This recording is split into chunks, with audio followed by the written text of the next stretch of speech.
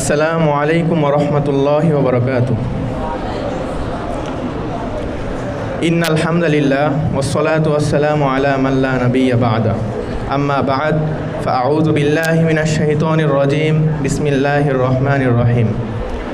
রব্বানা আখরিজনা মিন হাযিহিল ক্বরিয়াতিয যালিমি আহলুহা। সাদাকাল্লাহুল আযীম। অধ্যকার আল আশরাফ ইসলামী ছাত্র সংসদ কর্তৃক আয়োজিত আজকের এই মাসিক বক্তৃতা সেমিনারের সম্মানিত সভাপতি, সুদক্ষ পরিচালক ও ন্যায় নিষ্ঠার ওপর প্রতিষ্ঠিত বিজ্ঞ বিচারক মণ্ডলী ও আমার সামনে উপবিষ্ট বাংলার দূর দূরান্ত থেকে আসা ইলেম পিপাসু ছাত্র ভাইয়েরা, সবাইকে জানাই আমার অন্তরের গভীরস্থল থেকে আন্তরিক শুভেচ্ছা ও অভিনন্দন। আজকে পাঠাগারের পক্ষ থেকে যে বিষয়টি আমাকে ধার্য করে দেওয়া হয়েছে তা হলো নির্যাতিত মুসলিম সমাজ। আল্লাহ তাআলা যদি চায় আমি এই ব্যাপারে কিঞ্চিত আলোচনা করার চেষ্টা করব ইনশাআল্লাহ। প্রিয় সুধী, আজ পৃথিবীর বিভিন্ন প্রান্তে লক্ষ্য করলে দেখা যায় মুসলমানরা আজ নির্যাতিত, নিপীড়িত।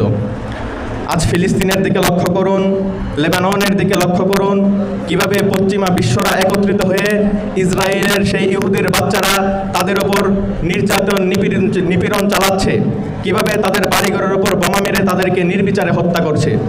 প্রিয় সুধী, গাজার এক সমীক্ষায় দেখা গিয়েছে সেখানকার প্রায় 90% বসত বাড়ি তারা ধ্বংস করে দিয়েছে।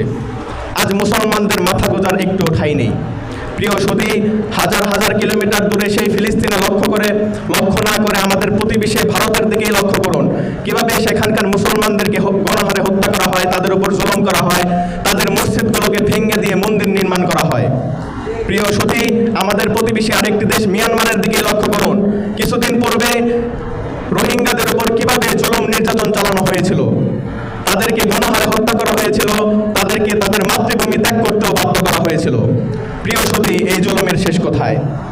প্রিয় সুধী, আমাদের প্রতিবেশীর দিকে লক্ষ্য না করে আমাদের এই বাংলার জমিনে লক্ষ্য করুন, বিগত ফ্যাসিবাদী সরকার বিগত 16টি বছর আমাদের উপর কিভাবে জুলুম নির্যাতন চালিয়েছিল। তারা কি সেই ঐতিহাসিক 5 মে শাপলা চত্বর রাতে আলেমদের উপর নির্বিচারে গুলিবর্ষণ করেনি?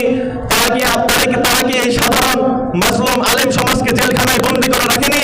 তারা কি বিগত 16টি বছর ধরে মুসলমানদের উপর নির্যাতন নিপীড়ন চালায়নি? তারা কি সাধারণ মানুষদেরকে আয়নাঘরে বন্দী করে রাখেনি?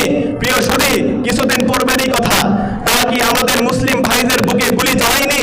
তারা কি আমাদের মুসলিম মা বোনদের উপর লাঠিপেটা করেনি? প্রিয় সুধী, আমার পরিশেষে একটি প্রশ্ন হলো, তাহলে হাসিনা আর সেই বেনিয়ামিন নেতানিয়াহুর মধ্যে পার্থক্যটা কোথায়? প্রিয় সুধী, এই মুসলিম তো সেই জাতি যারা অন্যায় করে না, অন্যায় করতে দেখলেও সহ্য করতে পারে না, বরং অন্যায়কারী জালেমের বিরুদ্ধে প্রতিবাদ করতে পারে।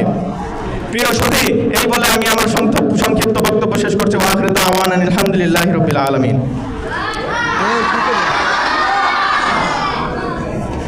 মাশাআল্লাহ, আলহামদুলিল্লাহ।